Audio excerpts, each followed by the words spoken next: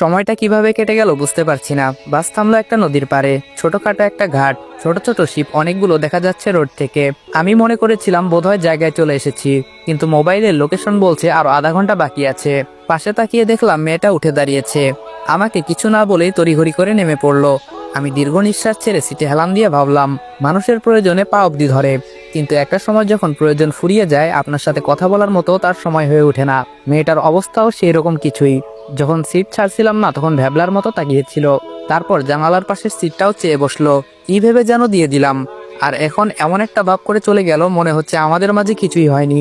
ওহ, ভালো কথা, সে তো বলেছিল ভাড়া দিবে, তাহলে কিছু না বলে চলে গেল কেন? ভাড়া কি আমি তার কাছ থেকে নিতাম নাকি? বলে গেলেও পারতো।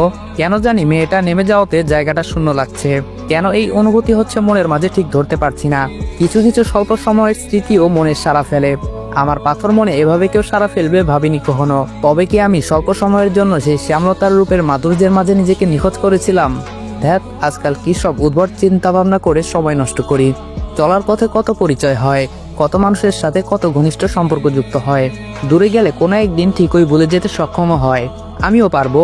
এটা তো সামান্য মোহমায়া, এত সিরিয়াস হওয়ার কিছু নেই। ভাগ্যক্রমে দেখা হয়েছে, আবার চলে গেছে, এটা স্বাভাবিক।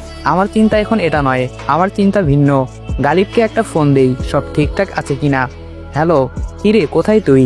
আমি বললাম আর 20-25 মিনিটের মতো লাগবে।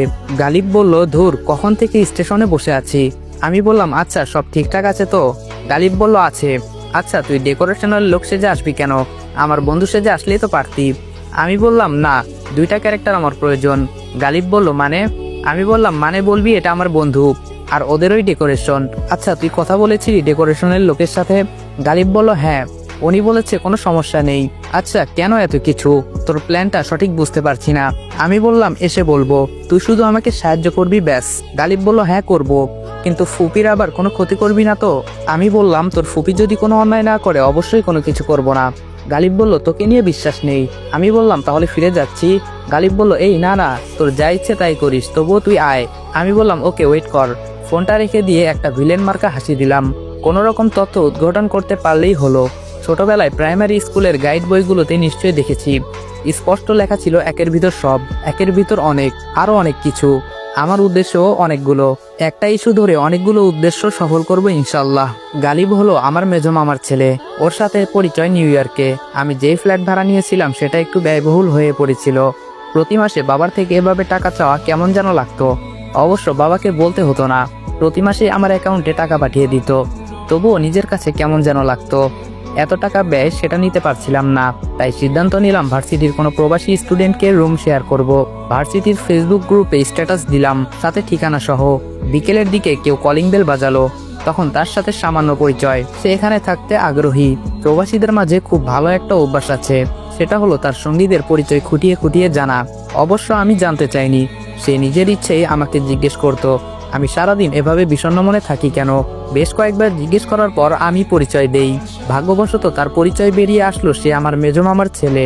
এটা অবশ্য কুইন্সিডেন্স। অনেকে ভাবতে পারেন এগুলো গল্প বা সিনেমায় হয়, তবে ব্যাপারটা সেরকম না। বাস্তবে এরকম অনেক উদাহরণ আছে। আপনিও খুঁজে পেতে পারেন আপনার কোনো নিকট আত্মীয়কে। তবে তার জন্য আপনার মাঝে একটা গুণ থাকা লাগবে, সেটা হলো মানুষকে জানার প্রবণতা। হাই হ্যালোর মাঝে সীমাবদ্ধ রাখলে তো আর হবে না। মানুষকে জানার প্রবণতা মনের মাঝে তৈরি করতে হবে। একটা সময় বাস থামলো। আমি আশেপাশে তাকিয়ে দেখলাম মেয়েটা কিছু ফেলে গেল কিনা, কিন্তু না, মেয়েটা কিছু ফেলে যায়নি। তবে চিন্তার বিষয়, মেয়েটা কেন এত হন্তদন্ত করে নেমে গেল।